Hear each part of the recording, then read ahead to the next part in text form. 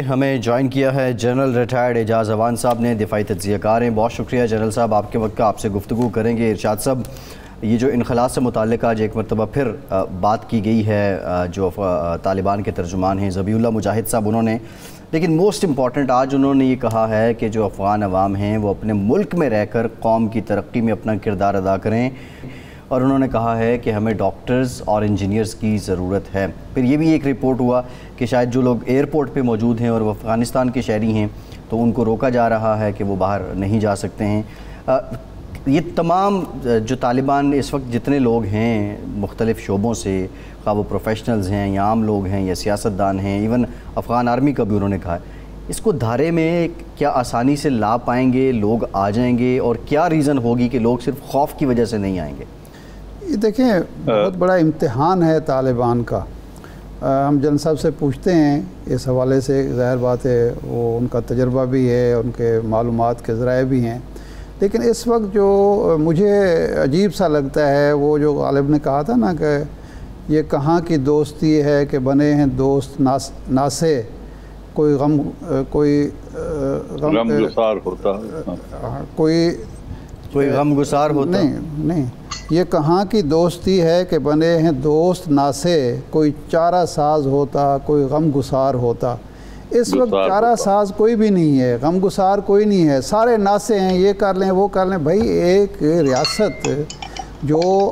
انہوں نے بڑی مشکل سے اس پر قبضہ حاصل کیا ہے، آپ نے دی نہیں، ان کے حوالے نہیں کی ہے کہ آپ تجاویز پیش کر رہے ہیں،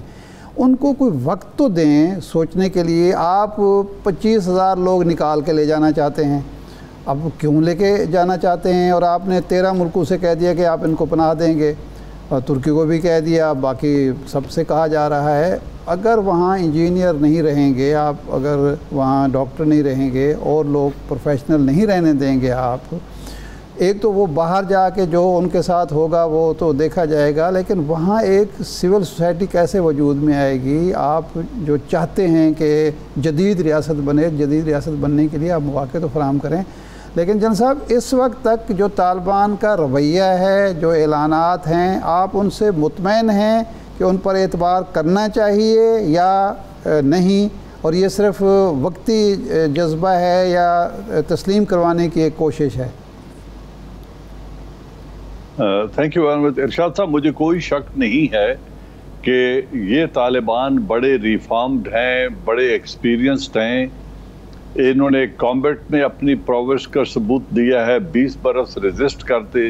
پھر ڈائیلاگ ٹیبل کے اوپر دوحہ میں انہوں نے جس طریقے سے، جس صورت سے، جس یکسوئی سے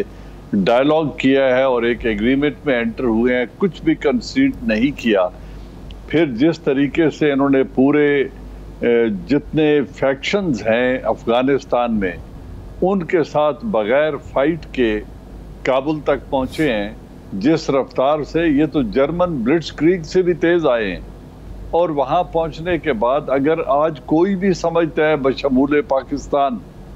کہ ان کو ہماری ایڈوائس کی ضرورت ہے، ان کو ہماری نصیحت کی ضرورت ہے، تو ان سب کی یہ خام خیالی ہے۔ یہ بڑے سیزن لوگ ہیں، انہیں پوری طرح اس بات کا احساس ہے کہ یہ گولڈ مائن ہے افغانستان، اس کے اندر جو منرلز ہیں، میں ان کے حوالے سے نہیں کہہ رہا، میں کہہ رہا ہوں ریجنل کنیکٹیوٹی کے اعتبار سے وہ ایک ایسی شاہراہ پہ بیٹھے ہیں جہاں تمام کنٹریز ان سے بینیفٹ کرنا چاہتی ہیں۔ اگر سازگار ماحول ہوگا تو انویسٹمنٹ بھی آئے گی، خوشحالی بھی آئے گی۔ اب امریکہ جو کر رہا ہے، یہ جو آپ نے بڑی درست بات کہی کہ سوسائٹی کی ڈیولپمنٹ کے لیے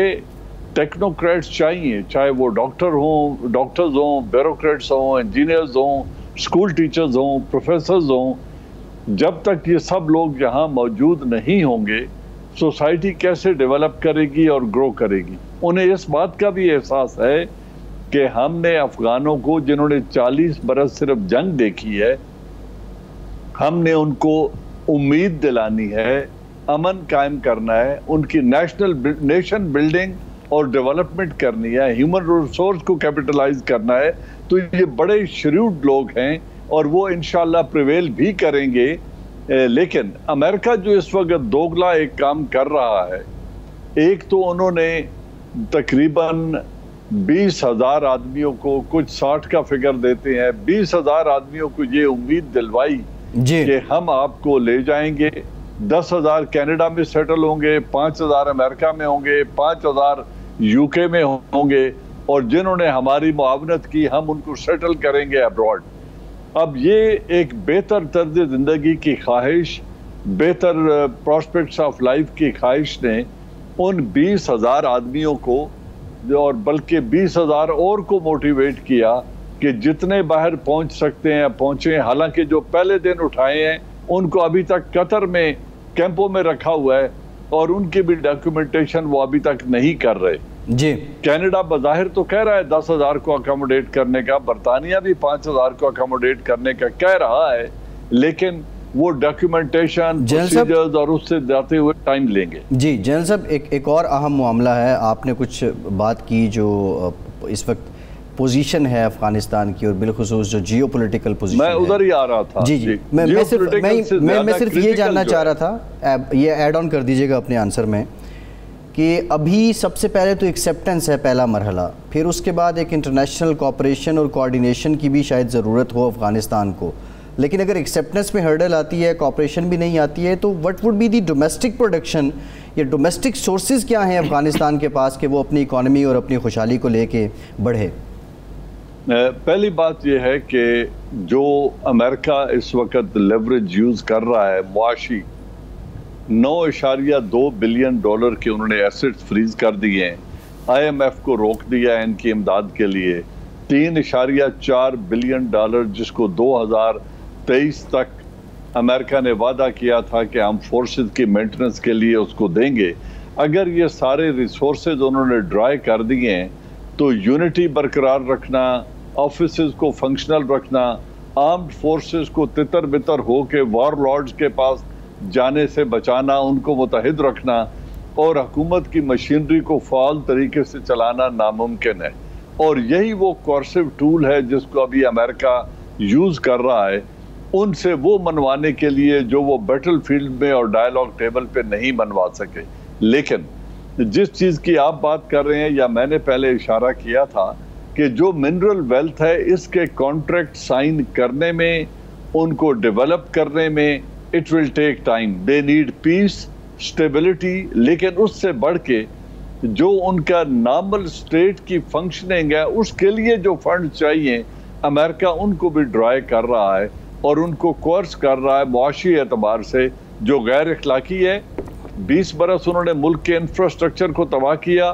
نہ کالجز بنائے، نہ یونیورسٹیز بنائے، نہ ہاسپٹلز بنائے، 2 لاکھ افغانوں کو شہید کر دیا۔ آج ایک یتیم بچے کو گود میں اٹھا کے وہ ایک ٹویٹر ٹرینڈ یا فیس بک کا ٹرینڈ چلانے کی کوشش کر رہے ہیں۔ کسی نے اس بات کا جواب دیا ہے کہ جن 2 لاکھ افغانوں کو مارا ہے، جن مدرسوں پہ حملے کیے ہیں، جن جنازوں پہ حملے کیے ہیں، جن شادیوں کی گیدرنگ پہ حملہ کیا ہے، ادھر جو آپ نے یتیم کیے ہیں ان کا والی وارث کون ہوگا؟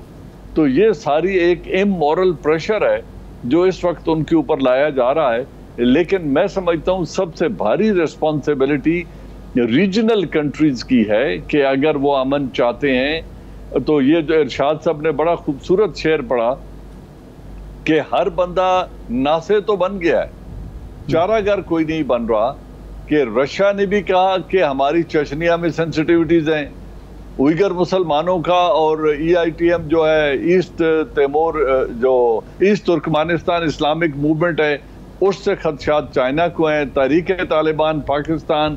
اور بلوچستان ڈسیڈنٹ ایلیمنٹ سے پاکستان کو ہیں، ایران بھی چاہتا ہے۔ لیکن ان کی دیکھیں، انہوں نے سب سے بڑا جو ایک خطرہ ہوا کرتا تھا اہل تشیع کو، اس دفعہ انہوں نے محرم میں یہ ثبوت دے دیا کہ ان کے جلوس بھی نکلے، کسی نے ان پر پتھر تک نہیں پھینکا، وہ مندر میں گئے اور انہوں نے جا کے ہندوؤں کو اور گردوارے میں سکھوں کہا کہ آپ اپنی عبادت کرتے رہیں، بلکہ باہر ایک طالب کھڑا کر دیا کہ آپ کو کوئی خطرہ نہیں ہے۔ اتنی ایکسیپٹیبلٹی کے باوجود مجھے یہ نہیں سمجھ آتی کہ ان پر اتنا پریشر کیوں ڈالا جا رہا ہے اور ایک دفعہ پھر اس کو بیٹل گراؤنڈ کیوں بنایا جا رہا ہے۔ جنرل صاحب یہ فرمائیں کہ اب پاکستان کی کیا ذمہ داری بنتی ہے؟ ہماری بھی کوئی ذمہ داری ہے یا وہ جانے ان کا کام جانے؟ नहीं, देखिए पाकिस्तान की जिम्मेदारी जो सबसे बड़ी है वो है रीजनल कनेक्टिविटी में अपना वो रोल अदा करना जिसकी डायरेक्ट बेरिंग पाकिस्तान पर है। अगर चाइना को हम मोटिवेट करते हैं, अगर हम ईरान से फौरी राब्ते बहाल करके एक शटल डिप्लोमेसी करते हैं फॉरेन मिनिस्टर साहब बजाय यहाँ बयानात देने के। जी ठीक है जनरल साहब, ये उन्होंने क्लियर किया है कल के वो जा रहे हैं ईरान के दौरे पे भी, उज़्बेकिस्तान भी, ताजिकिस्तान भी, और ये सारे ममालिक के साथ जा रहे हैं और वो इकट्ठा कर रहे हैं। आ चुका है, इनको जी पहले ठीक है, जनरल रिटायर्ड एजाज अवान साहब बहुत शुक्रिया आपके वक्त का।